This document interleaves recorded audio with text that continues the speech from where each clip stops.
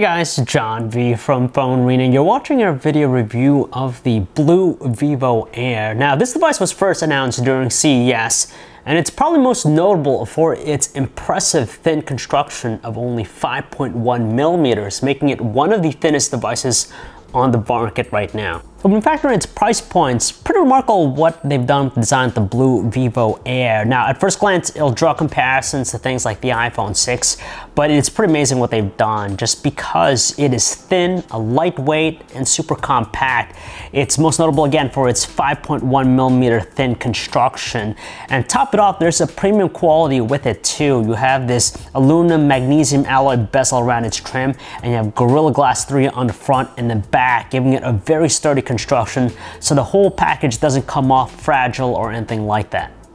And keeping the phone compact, it's outfitted with a 4.8-inch 720p Super AMOLED display. It gets the job done. It's not high res or anything like that, but 720p is more than effective enough to make out some fine details in things like the web browser. It has all the qualities of the AMOLED technology. You have that overly saturated colors. They're far from the most accurate, but they do have a nice wow factor with its strong potency. Yeah, wide viewing angles, you have that true black color.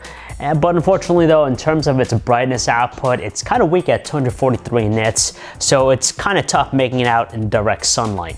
It's running a customized Android 4.4.2 KitKat experience, but BLU tells us that it's going to be updated to Lollipop sometime in June, so that's nice to know. Now, everything is placed on the home screen here. For the most part, the experience is straightforward and without complications. It's very light with secondary features, but they do offer some neat, gesture-based ones where you could actually double tap the screen to turn on the display. And there's this cool feature with the lock screen. You could mimic basically a fake call, which is nice, but it's not quite as modern looking compared to some of the top-notch Android experience out there. But like we said earlier, it's pretty much straightforward, and it at least has all the basic features of Android. When you have such an inexpensively priced phone, there's always going to be some sort of compromise, and here with the BLU Vivo Air, it's with its processing performance. It's powered by an octa-core 1.7 GHz ARM Cortex-A7 chip coupled with 1 GB RAM and the ARM Mali 450 GPU. It's just underpowered, which makes it struggle to handle heavier things like gaming or heavy multitasking. Looking around, they really didn't mess too much around with the UI, but we see a lot of customization with the camera app. Now there's two different ones. You can use the standard camera app. It's pretty simple and straightforward. You have a few different shooting modes such as panoramic and HDR, but there are no manual controls with it. Alternatively, there is the Charm camera application. Now this is where you get a lot of fun features just because you have the ability to do things like taking a gesture shot where you throw up that peace sign and it automatically take a snapshot. You have even a small shot going, so it knows that. And of course you have various filters and even shooting modes to select from.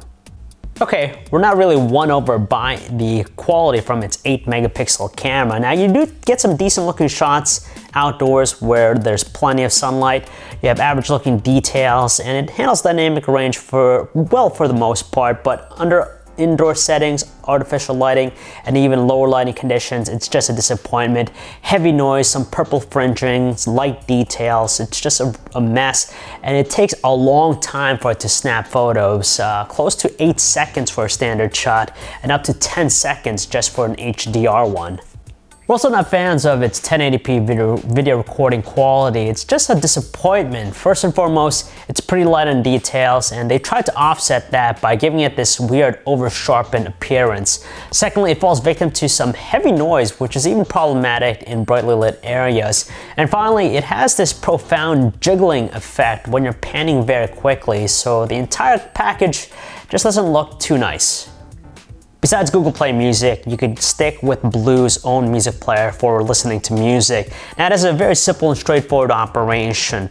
As far as the audio quality though, it's a little bit lackluster. It delivers 72.2 decibels of power, but its quality is more thin and light than anything else. There are various equalizer settings to try and enhance the quality, but the whole production just sounds mute. Even processing performance might be sluggish at times, it managed to play high-definition videos with no problems at all. And it's also really nice that BLU offers this multitasking element with the experience where it pops out the video and you can do other things, though you do still notice a little bit of performance glitch with other operations, but when it comes to playing the video, still even its own window, it's still smooth.